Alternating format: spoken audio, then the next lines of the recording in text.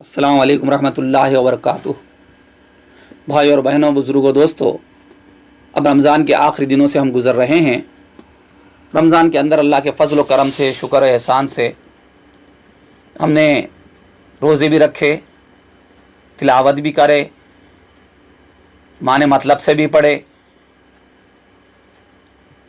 ज़िक्र व फ़िक्र भी करे, हमदर्दी भी करे, खैर खैरात भी करे और दुआएं भी करे। अल्लाह से मांगते रहे, या अल्लाह हमारे गुनाह को माफ़ फरमा, जन्नतुल फिरदौस अता फरमा, हिदायत की ज़िंदगी अता फरमा, तौफ़ीक़ अता फरमा। बहुत सी दुआएं हम करते गए और अल्लाह करम से उम्मीद भी है अल्लाह ताला हमारे लिए हमारी दुआओं को कबूल करेगा, हमारे लिए खैर का मामला फरमाएगा। लेकिन एक बात मेरे जहन में आई कि देखने में ऐसा आता है कि रमज़ान के बाद उम्मत मुस्लिमा को क्या हो जाता है कि वो अल्लाह की तरफ रमज़ान में जैसा था, तक़वे वाली ज़िंदगी गुजार रहा था, अल्लाह से डर के ज़िंदगी गुजार रहा था, अल्लाह को खुश करने वाले काम कर रहा था, वो रमज़ान के बाद क्यों नहीं करता? वो किस लिए वो सबसे दूर हो जाता है? ये फिक्र मुझे समझ में नहीं आखिर क्यों होता है।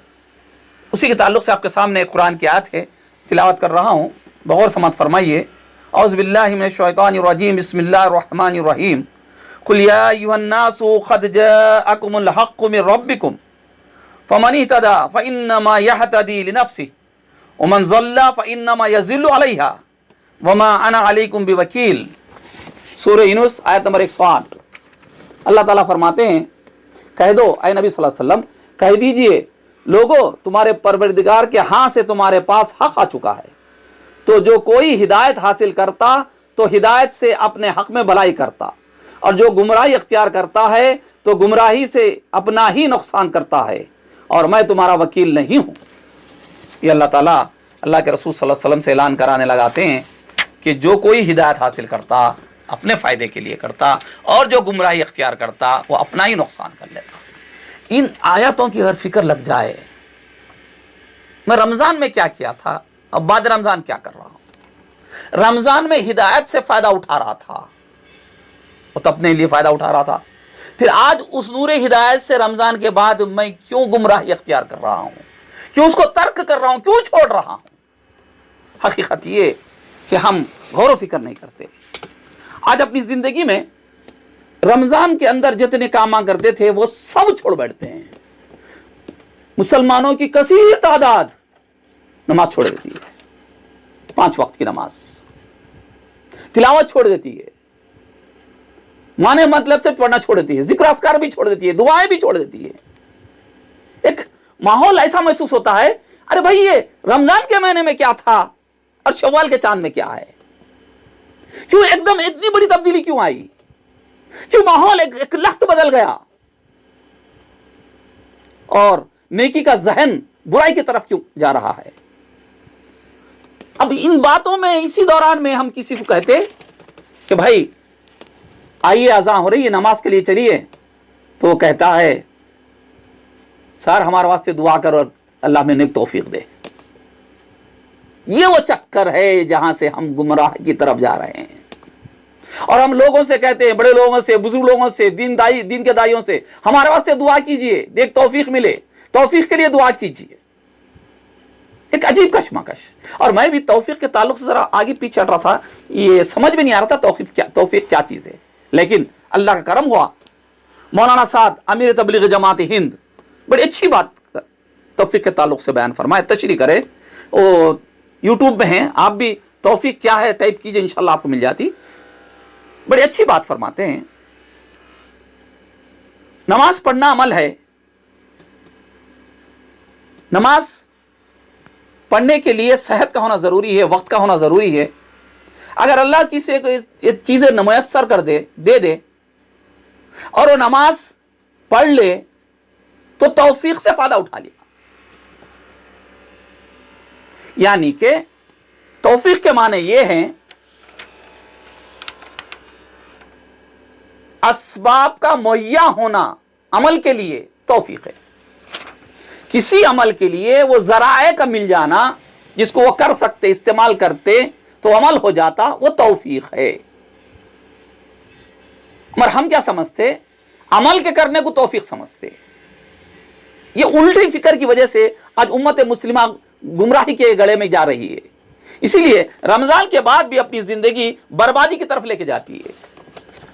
اگر کوئی شخص ہے جس کے پاس مال ہو, وہ حج نہیں کرتا اور وہ کہتا ہے کہ مجھے میرے لیے دعا کیجئے اللہ توفیق دے کے حج کروں. نہیں جی نہیں, اللہ مال دے دیا, وہ حج کا ذریعہ مہیا کر دیا, اب ان حج کرنا ضروری ہے, وہ عمل کرنا ضروری ہے. زکوٰۃ ادا کرنے کے لیے توفیق کے لیے دعا کے لیے کہتا ہے. ارے مال دے دیا تو زکوٰۃ دے دے, ادا کر دے, تیرا کام ہے. اب تجھے ذریعہ ملیا زکوٰۃ کا, مال اب دے دینا. مگر کسی غریب کے اوپر زکوٰۃ نہیں ہے جو صاحب نصاب نہیں ہے. کیوں؟ اس کے پاس تو ذریعہ ہی نہیں ہے, تو توفیق ہی نہیں ملی کہ زکوٰۃ دے. اگر کسی شخص کو پیر ہے, اچھے خاصے پیر ہے, نماز میں اون کھڑے سکتا ہے اور نماز میں قیام کرنے کی توفیق ملی, کسی کو پیر ہی نہیں ہے, اس کو قیام کی توفیق نہیں ملی. میری بات کو ذرا غور سے سمجھیے بھائیو, بزرگ, دوستو. آج امت مسلمہ اللہ کی دی ہوئی چیزوں کو, اللہ کی دیے ہوئے اسباب کو, جو اعمال ہم کر سکتے ہیں, بہت سے اعمال ہیں جو کر سکتے ہیں, لیکن ہم ان ذرائع کو غلط طور پر استعمال کر کے ناشکرا پنا کرتے ہیں اور الزام اللہ کے اوپر لگاتے ہیں کہ اللہ توفیق نہیں دیا, جبکہ اللہ تعالیٰ خود پورے ذرائع مہیا کر دیے, رہنمائی کر دی, ہدایت بتا دی کہ نماز پڑھنا فرض ہے, ہدایت مل گئی. ہدایت پا لیا کہ نماز فرض ہے, قرآن پڑھنا ضروری ہے, ہدایت مل گئی. اب ذرائع مل گئے, پیسے بھی ہے, قرآن بھی خریدا, زبان بھی آتی, اب نہیں پڑھتا ہے. وہ توفیق کے ذرائع کو استعمال نہیں کر کے خود اپنے آپ کو گناہگار بناتا ہے. اللہ کے رسول کی حدیث کو نہیں خرید کے, نہیں پڑھ کے اپنے آپ کو گناہگار بناتا ہے, جبکہ اس کو پڑھنا آتا ہے. اللہ علم دے دیا, پڑھنا سکھا دیا, چاہے کوئی سی زبان میں اس کو کتابیں مل جاتی ہیں. آج اللہ کے فضل و کرم سے کتابیں موجود ہے, لیکن عمل نہیں کرتا تو اس کے آگے بڑھ نہیں پاتا. آج آپ ذرا غور کر کے دیکھیے ماں اور بہنوں, کس طریقے سے آج ہماری نئی نسل اس طریقے سے رمضان کے اندر تقوی کی زندگی گزارتی ہے اور رمضان کے بعد تقوی سے دور ہو جاتی ہے, بیائی کے چیزوں کو اختیار کرتی ہے, جبکہ وہ ذرائع کو اختیار نہیں کرنا چاہیے, جبکہ وہ چیزوں سے دور رہنا چاہیے. اسی لیے اشرف علی تھانوی رحمۃ اللہ علیہ اچھی بات فرماتے ہیں, جب کوئی گناہ کا ارادہ دل میں آ جائے, اسی مقام پر بیٹھیے, اٹھیے مت, گناہ نہیں ہوگا. اور نیکی کا جب ارادہ ہوتا ہے تو جلدی سے اٹھ کر اس کو عمل کے اندر پہنچ جائیے, عمل ہو جائے گا. یہی آج ہمیں کمی ہے. رمضان کے بعد آج ہم نیک کاموں کے لیے حرکت نہیں کرتے, نیک کاموں کے لیے دوڑتے نہیں, نیک کاموں کے لیے آگے نہیں بڑھتے, اور گناہ کے کاموں میں آگے بڑھتے ہیں, اور گناہ کے چیزوں میں ملوث ہو جاتے ہیں, اور اللہ کی ناراضگی سبب حاصل کر لیتے ہیں, اور اللہ کا عذاب کے قابل ہم بن جاتے ہیں.